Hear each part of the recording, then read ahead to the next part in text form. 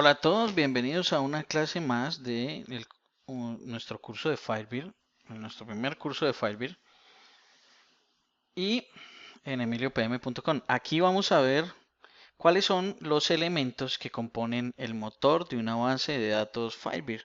En la clase anterior ya vimos los elementos que componen una base de datos Firebird.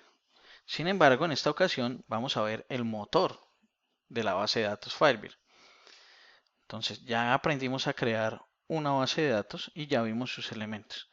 Ahora vamos a ver qué es lo que compone una instalación o el motor de Firebird como tal. En la primera clase, cuando vimos la instalación de Firebird en Windows, vimos que nos instaló, pero no nos abrió pues nada ni nada. Ahora vamos a detallar esto. En Windows, por defecto, si instalamos la versión 64 bits, nos queda instalado en C, archivo de programas Firebird, Firebird 3, si tuviéramos otros Firebird estarían acá. Y si fuera una versión de 32 bits sería archivo de programas x86 Firebird. Entonces, como instalamos la de 64, queda aquí Firebird 3. Y vamos a ver cuáles son los elementos o los elementos más importantes de la base de datos Firebird. Él nos instaló todas estas carpetas, nos colocó todos estos archivos y vamos a ver qué son la mayoría o los más importantes por ahora. Entonces, uno de los archivos importantes es fbconfig. Es este archivo, firebird.conf. Entonces, si vamos a editar, es un archivo de texto y este archivo corresponde a todas las configuraciones que tiene Firebird como tal. Entonces, por ejemplo,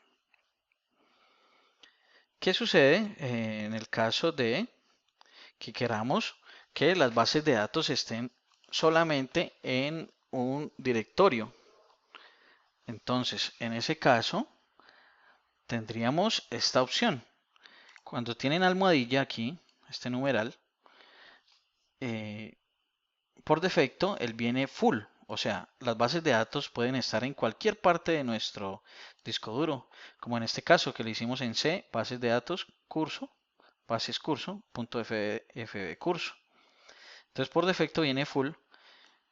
Y si se va a conectar a algún cliente, tendría que conectarse a mi IP, tal como lo mencionamos en la clase anterior. Entonces tendría que conectarse aquí por remote, colocaría mi IP 192.168, entonces colocaría la IP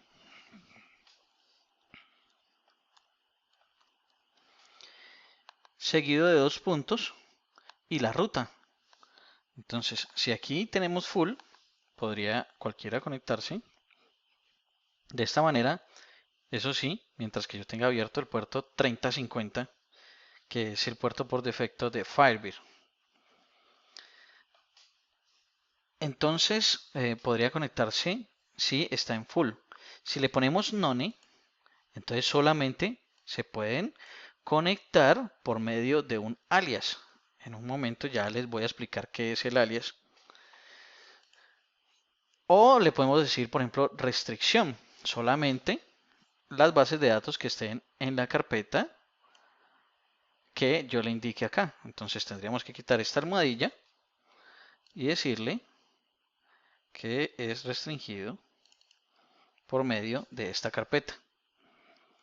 Todo este tipo de configuraciones se pueden hacer en Firebird Config.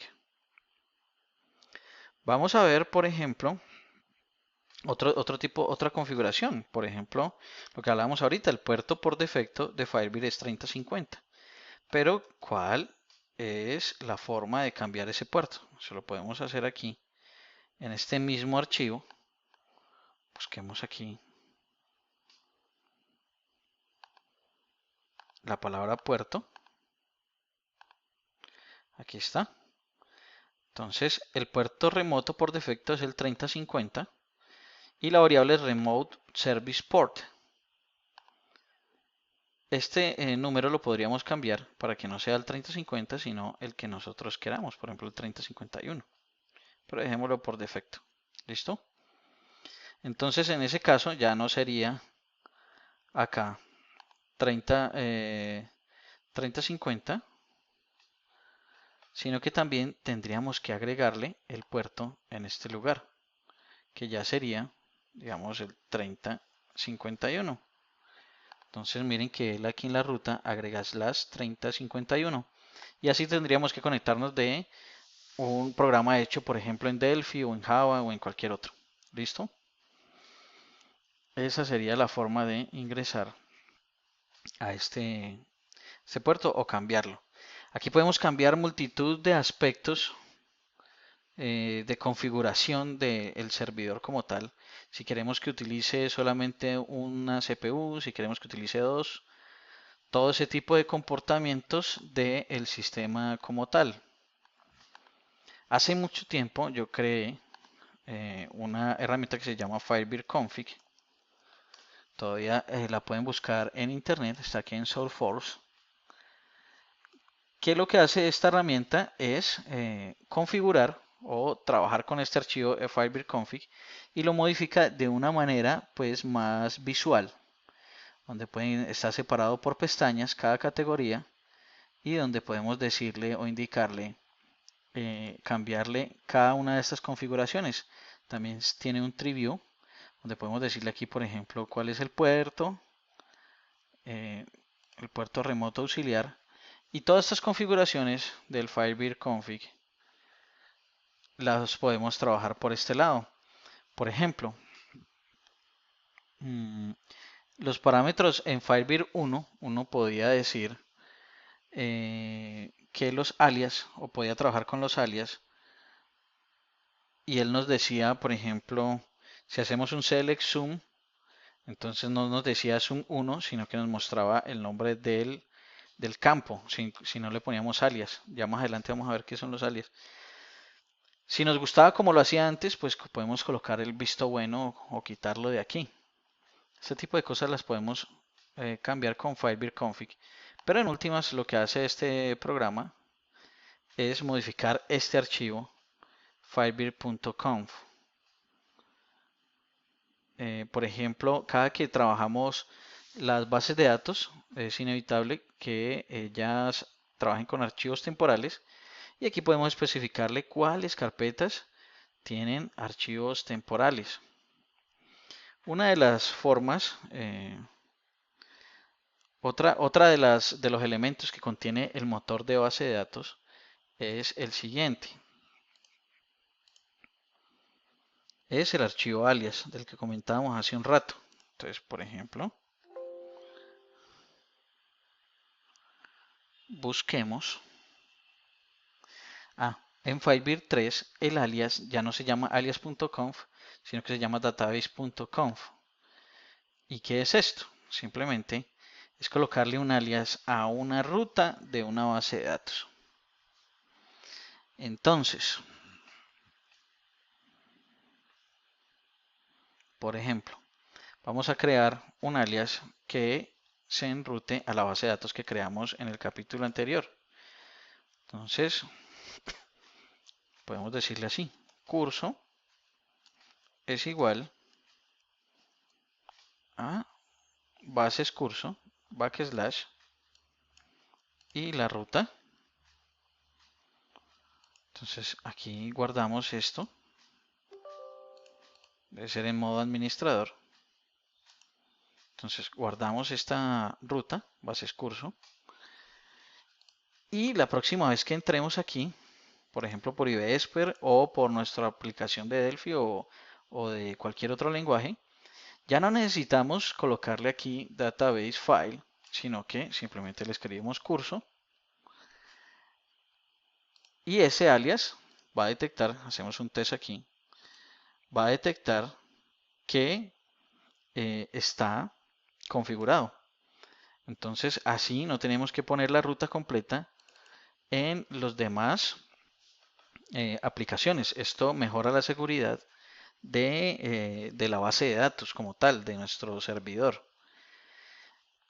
Además, por ejemplo, lo que veíamos hace un rato, también podemos decirle en Firebird config que, eh,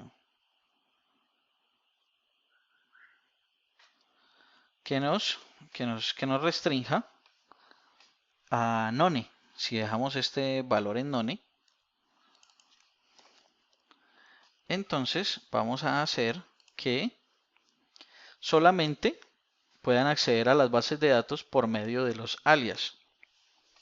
La desventaja al utilizar none es que si colocas none antes de crear la base de datos, pues no vas a poder crear bases de datos en este servidor, porque no tienes el alias que lo respalda. Entonces, como aquí estamos trabajando con un servidor de desarrollo, entonces debemos dejarlo en full. Pero si fuera un servidor de despliegue, podemos dejarlo en none tranquilamente, porque ahí nos va a dar más seguridad y no vamos a permitir que nos coloquen rutas de este tipo, por ejemplo. Ok. mm, Aquí podemos inhabilitar el acceso remoto, decirle false, si no queremos que accedan de forma remota. Y bueno, las configuraciones de Firebird son muchísimas, muchísimas, que ya tendríamos que hacer todo un curso al respecto dedicado solamente a estas configuraciones. Otro de los elementos que tiene el motor de base de datos, muy importante, eh, es el archivo FB Client, el que hablábamos hace un rato.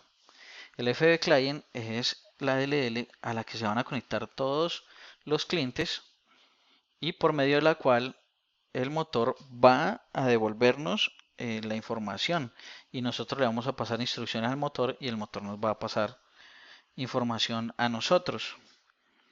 Entonces es importante tener claro que este es, por ejemplo, la de Firebird Client de 64 bits y también la de 32 bits se llama exactamente igual. Entonces debemos tenerlos separados para poder trabajar con aplicaciones de 32 y 64 tal como lo estamos haciendo en este momento con IBExpert. Otros elementos muy importantes son estas herramientas que nos instala Firebird. Este es el gback que nos sirve para hacer backup y restore. Este es el gfix que nos sirve para arreglar la base de datos en caso de que haya algún tipo de daño. Esto la verdad no es muy frecuente, pero cuando ya tenemos muchísimos clientes a algunos les puede suceder y a veces el gfix sin necesidad de hacer mucha cosa ya nos arregla el problema.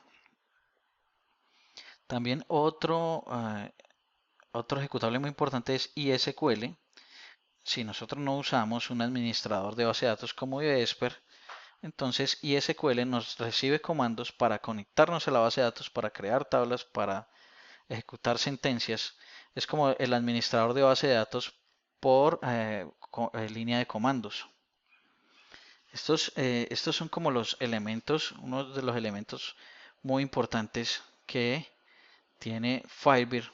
También hay otros, pero la verdad es que son bastantes y podemos, eh, eh, para detallarlos tendríamos que hacer un curso especial para ellos. La carpeta UDF es otro de los elementos importantes y aquí se almacenan las DLLs que tienen o que contienen funciones que nosotros mismos hemos creado para hacer más compatible nuestro sistema con nuestras necesidades. Ya Firebird trae por defecto unas DLLs que son free ad hoc, esta FVDF, que vienen con muchísimas funciones que podemos ver en algún curso más adelante también. Pero pues aquí es donde se deben colocar ese tipo de DLLs.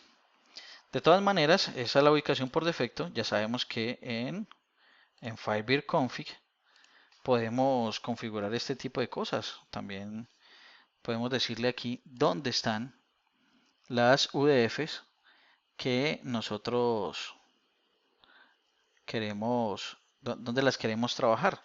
Aquí le podríamos colocar la ruta y decirle cuál es la ruta de las UDF como tal para que no sea exactamente esa que vimos. Ok. mm, Otros elementos importantes es ejemplos. Aquí hay ejemplos de todo tipo de scripts para conexión con Firebird. Incluso un ejemplo escrito en C++ que utiliza la API de Firebird si queremos acceder a él a bajo nivel.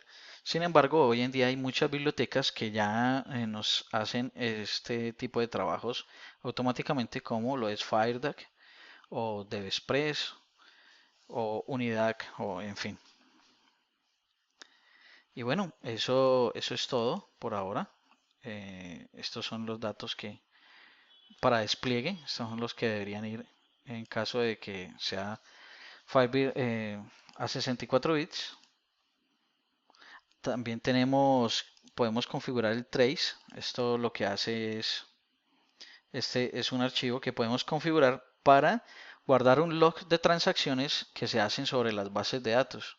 Si configuramos el trace, logramos que se guarde un log detallado de quién se conectó, a qué hora se conectó, qué consultas hizo. Es un trace, un log bastante grande que podemos hacer aquí y detallado. Y bueno, son los elementos de la base de datos. Espero les haya gustado y nos vemos en una próxima clase. Hasta luego.